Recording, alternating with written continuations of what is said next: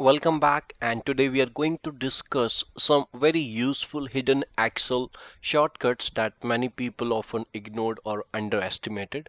On your screen, I have a set of data where if you check this formula, I used VLOOKUP to get the salary of my client DEF.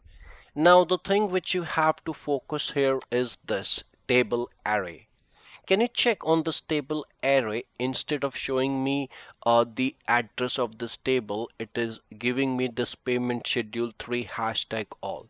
Basically, that's the name of this table. But what happen if you share this file to someone else and they are not sure what exactly it is? In order to fix it, what you need to do, you need to go to the file option and click options. On the second one, which says formula, you need to uncheck this one which says use table name in formula and click OK. Now if I will be using the VLOOKUP, it will give me the name that is from E2 to H7, and then I can use my VLOOKUP and bingo. Many users in Excel are still using the arrow keys or like their cursor manually to navigate into the sheet.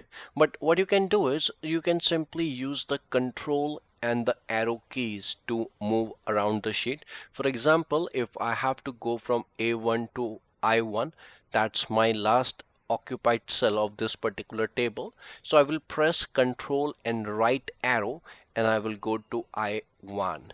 In the same way, if I have to go to the last bottom cell, I will be pressing control and down arrow like this.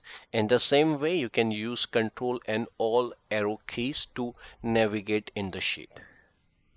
I believe if you are using Excel, so at some point of time in your life, you always use Format Painter to format and paste it to a different cell.